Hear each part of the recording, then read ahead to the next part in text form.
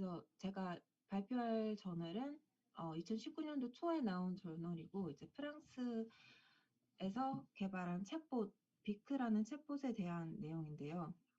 그 개발한 회사는 이제 WeFight라는 회사명이고요. 뭐 몬트펠리어 병원의 이비인후과에 계신 분이랑 그 어시스턴트 퍼블릭 호스피털 파리에 있는 어시스턴트 퍼블릭 호스피털이라고 해서 제가 잘은 모르지만 파리랑 유럽에 있어서 굉장히 큰 대학병원이라고 합니다. 거기서 발표를 한 저널입니다.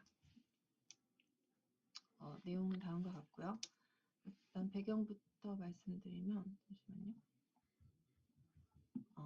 네, WHO에 따르면 앞으로는 그 메디케이션에 대한 어티어스가 실제 신약 개발보다 더 큰 임팩트가 있을 거라고 예상이 된다고 합니다. 그리고 캔서의 부분에 있어서는 특히 그런 non-compliance 환자들의 non-compliance가 그 약물에 대한 독성 때문에 힘들어서 non-compliance가 생기는 경우도 있지만 그 트리트먼트 자체가 갈수록 더 그 오럴 키모테라피 경구 투여제로 많이 개발이 되면서 이제 그 복용하는 책임이 그 병원에서 환자에게 투여를 하는 게 아니라 환자가 스스로 그 메디케이션을 복용해야 되기 때문에 어디언스가 낮아지는 문제가 있다고 합니다. 그리고 이런 캔서 자체도 점점 증가 추세에 있고 점점 만성 질환의 형태를 띄어가고 있기 때문에 자가관리가 굉장히 중요해지는데 이런 디지털 핸드 인터벤션을 통해서 그거를 도울 수 있다고 합니다. 그래서 챗봇 같은 경우에 이런 디지털 핸드 인터벤션으로 사용이 편리하고 그런 유동성 있는 인터랙션을 제공해 줄 수 있기 때문에 환자들에게 도움이 될 수 있는데요. 이 스터디에서는 이 빅브레스트라는 유방암 환자들을 대상으로 한 챗봇을 개발을 했고 그거를 통해 이제 환자와 인터랙션이 어떤 형식으로 이어지는지 그리고 메디케이션 어디언스를 높일 수 있는지를 중점적으로 본 스터디라고 합니다. 그래서 보시면 이렇게 캐릭터까지 디자인을 해서 좀 완성도 있게 개발을 한 걸 볼 수 있고 페이스북 그룹이나 이런 뭐 활성화가 많이 되진 않았지만 유튜브 채널도 있는 것을 확인했습니다. 유튜브 채널 보니까 최근에는 유방암보다는 아스마 관련된 챗봇도 또 만들고 있는 것 같아 보였습니다. 웹사이트도 있는데 지금은 어쩐 일인지 그 도메인 이름만 잡아놓은 것 같고 아직 뭔가 내용이 있진 않고 공개되어 이 챗봇 자체가 무료로 공개되어 있었는데 제가 찾아본 바로는 어떻게 더 이렇게 메인테이넌스를 안 하는지 제가 트라이 해볼 수는 없었습니다. 그래서 아무튼 비크 같은 경우에는 굉장히 다양한 분야에서 답변을 해줄 수 있고 그런 메디컬 스태프에 인해서 품질이 검증된 의료 정보를 제공해 줄 수 있는 기능을 하고요.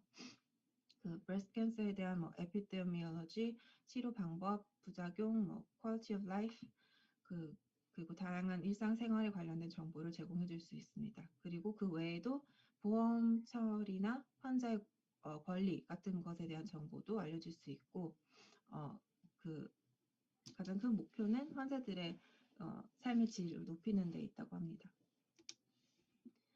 그래서 환자들과 인터랙션 한 로그를 통해서 연구를 진행을 했고요.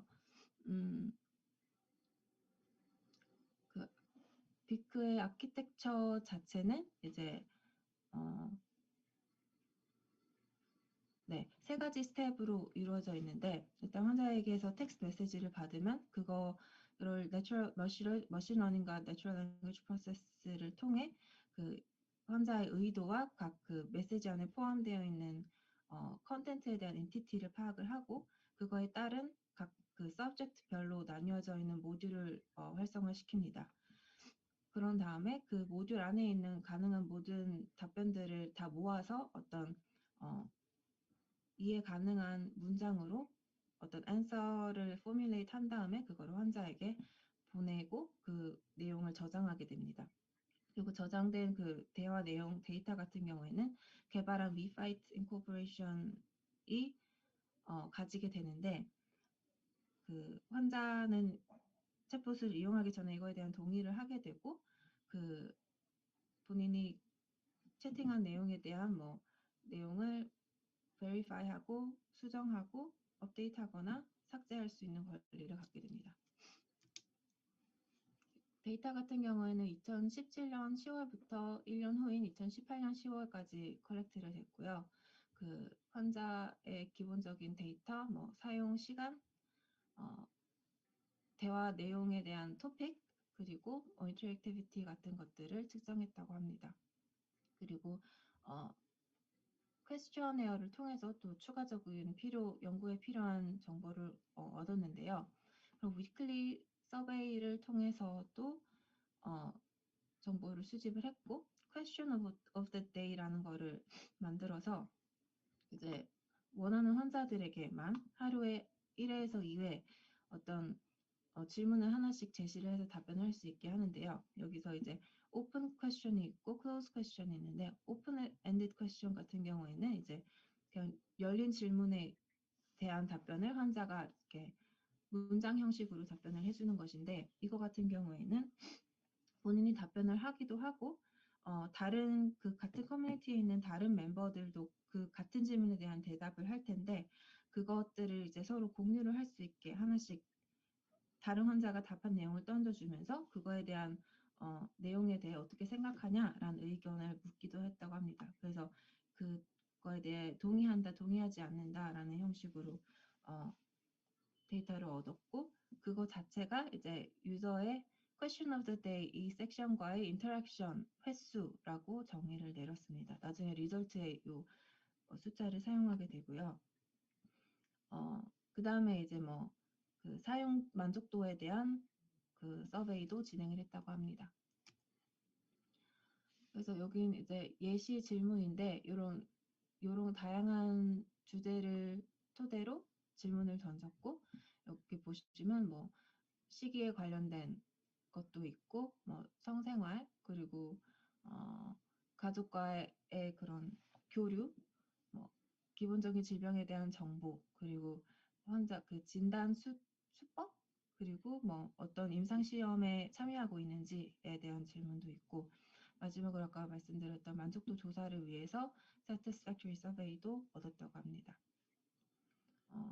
그리고 이제 초기 디자인에 의도했던 대로 Medication Adherence를 개선시키기 위해서 리마인더 펑션도 추가됐는데 이게 뭐 어떤 약품 복용 데이터가 뭐 연계돼서 자동으로 나가는 건 아니고요.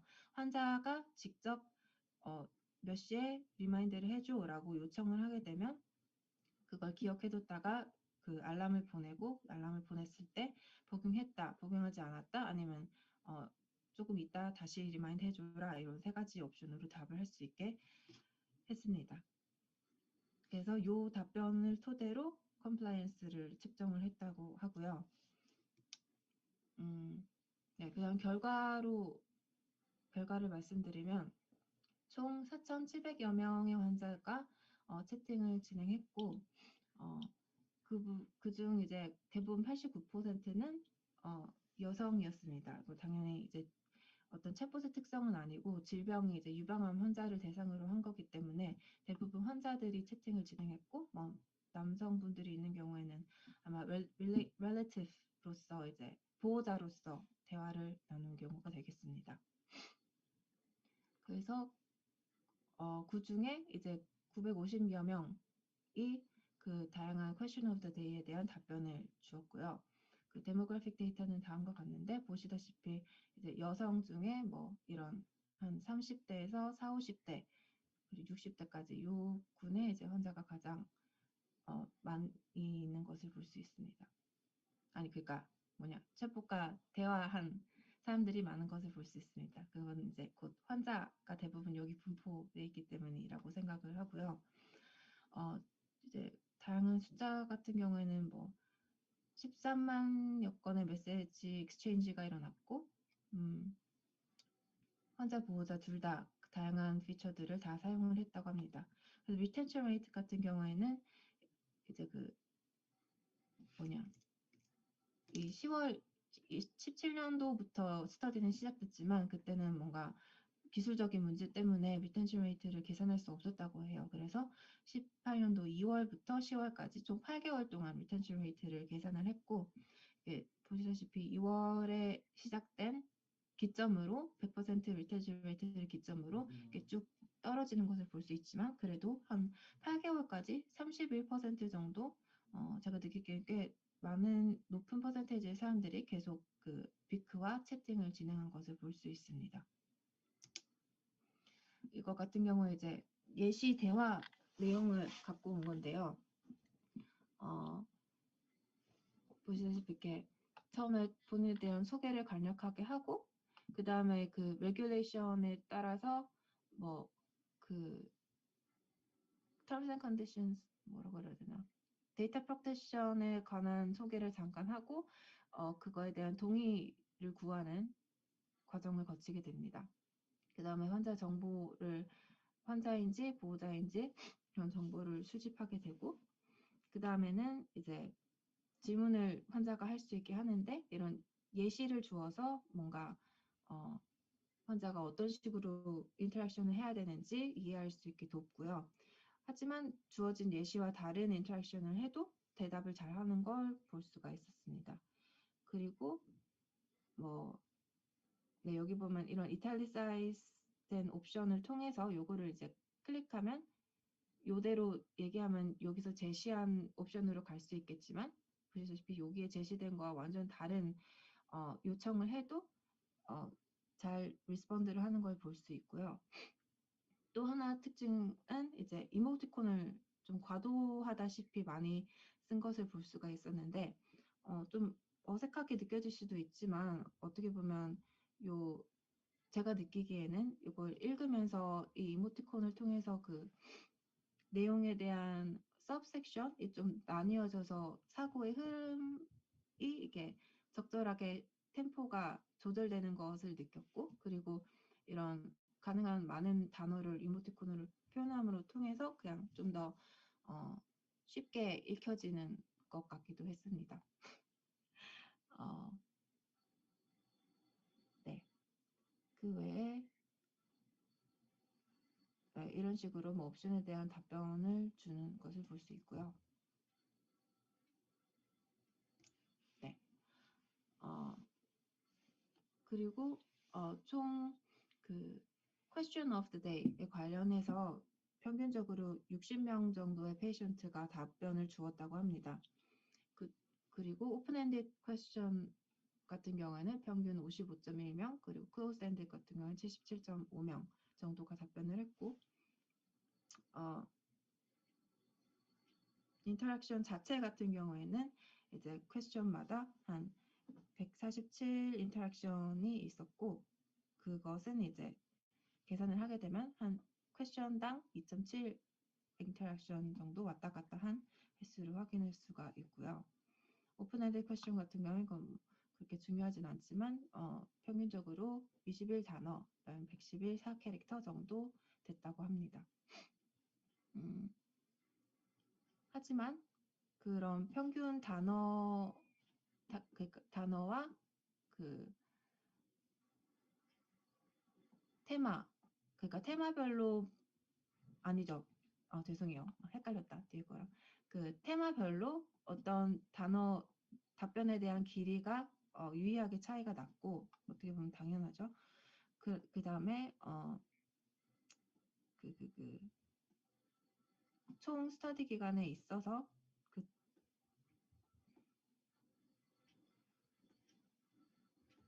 갈수록 그 인터랙션 횟수는 적어졌지만 각 인터랙션마다 그 단어의 수, 그러니까 답변 길이가 점점 길어지는 것을 확인할 수 있었다고 합니다.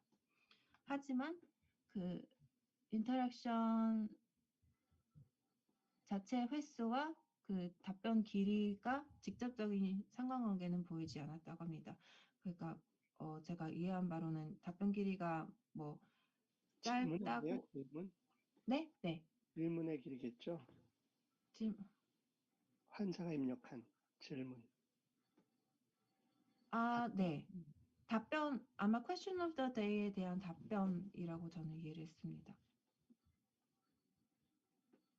words of response라고 해서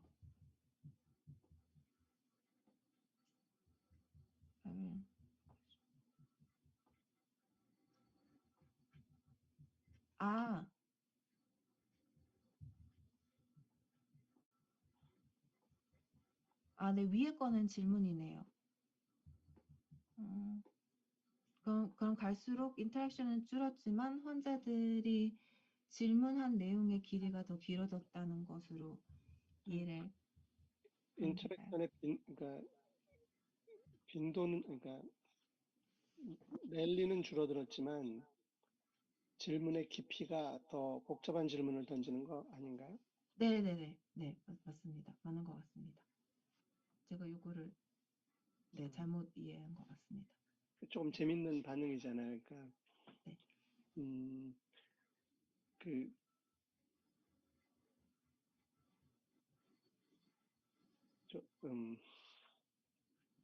글쎄 뭐 이거 가지고 얘기하기는 어렵지만 어쨌거나 이 사람들이 이렇게 퀀터테티브 애널리시스를 하기 위해서 들여다보는 이 접근은 굉장히 재밌네요. 접근 방법은.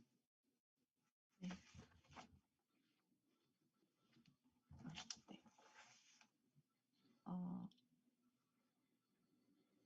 네. 그래서 질문의 깊이는 더 깊어졌고 네, 리스폰스의 길이와 그 인터랙션 넘버는 상관관계가 없었다고 합니다. 그리고 그 총 답변의 개수와 답변의 그 길이의 정도, 단어 개수는 비슷한 속도로 증가를 했다는 것도 파악을 했습니다.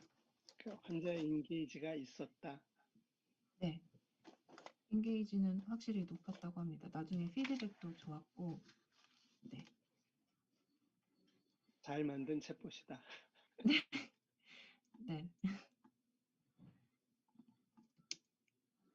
네. 그래서 네, 잘 만든 챗봇이어서 satisfaction rate도 94% 정도로 굉장히 높았고 그런 주변의 레코멘데이션도 잦았다고 합니다. 그리고 88%가 본인 서포트가 이 빅 챗봇이 서포트이 많이 됐고 그 트리트먼트를 잘 따라갈 수 있게 도움을 줬다고 하고요. 이런 테스트모니 같은 거를 보면 내가 몰랐던 정보, 의사가 멘션하지 않았던 정보를 알려줬고 내가 이 질병을 싸우는데 혼자인 느낌이 아니게 해줬다. 그리고 트리트먼트를 잘 어디헤런스를 높여줬다라는 내용도 있었고 나의 스토리를 얘기할 수 있는 퍼스널 스페이스를 만들어줬다라는 내용도 있었고 그런 간략하게 필요한 정보를 빨리 얻을 수 있는 곳이었다라는 이런 피드백을 받았습니다. 네, 그래서 그 메디케이션 어디어런스 부분 같은 경우에는 61명밖에 그 펑션을 사용하지 않았는데요. 그래도 보시면 그 5주 동안 메저한 컴플라이언스가 그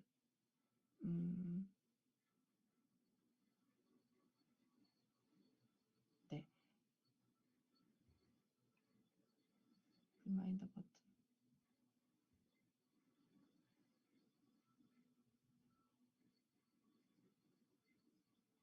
즉 그 이거 같은 경우에는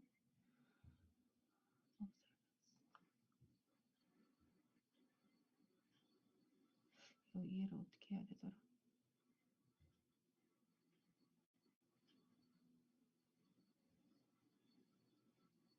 왜 33명이 됐지? 이거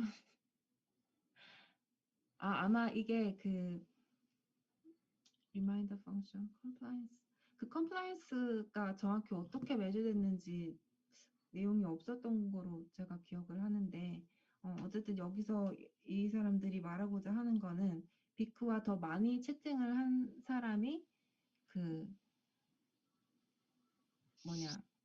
이 리마인더 펑션을 사용해서 더 많이 사용해서 그 컴플라이언스가 증가되었다, 유의하게 증가되었다라는 말을 하고자 하는 거고요. 정확히 33명이 어디서 왔는지 내용이 없었던 걸로 기억합니다. 네.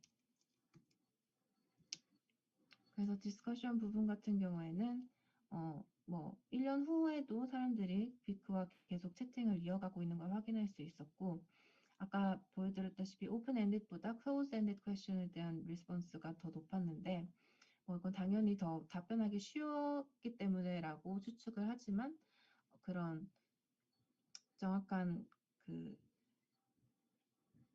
퀘션별로 어떤 인터랙션 횟수가 상관관계가 있다는 게 확실하게 나오진 않았다고 합니다. 그 다음에 이 부분은 제가 이해를 못했는데, 아무리 봐도 뭔가 그 number of interaction이 그 퀘션에 대한 답변이 많을수록 인터랙션이 더 많아지는 어떤 스노우볼 에펙트는 없었다라고 설명을 하는데,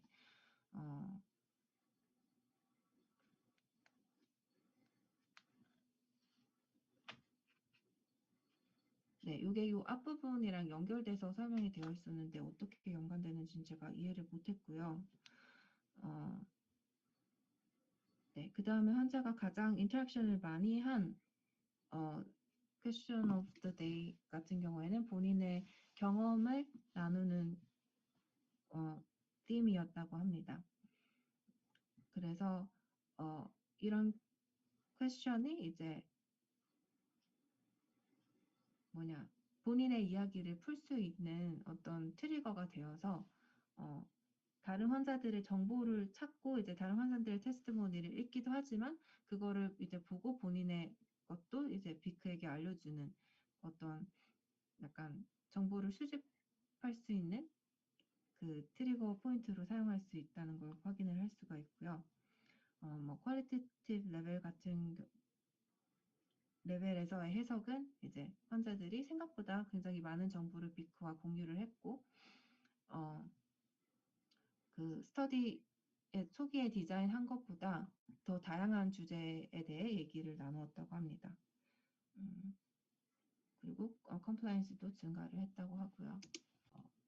네, 그래서 결론적으로 이제 이 챗봇이 환자들이 굉장히 appreciate 했다라는 내용과 그런 환자들의 민감 정보 같은 것들을 컬렉트하는 데 좋은 수단이 되고, 또 이 챗봇과 그런 데일리 인터랙션을 통해서 주기적인 real life 데이터 피드백을 얻을 수 있으므로 이제 덕터 컨설테이션 이전에 어떤 정보 수집에 중요한 역할을 할 수 있다라는 얘기를 했고, 그럼 페이션트 포커스 그룹과 인터뷰를 몇 명을 했는데,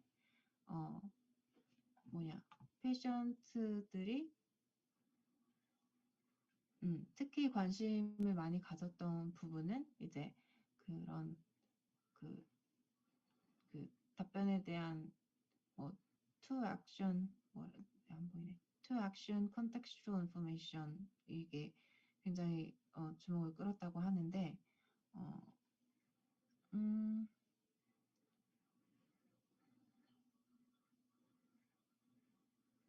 네, 이거 같은 경우에는 이제 본인들이 생각지 못했던 정보를 얻을 수 있는 기회를 줬고, 무엇보다 좀 그 인터랙션이 유연성이 있게 진행될 수 있게 해줬다라는 얘기를 했다고 합니다.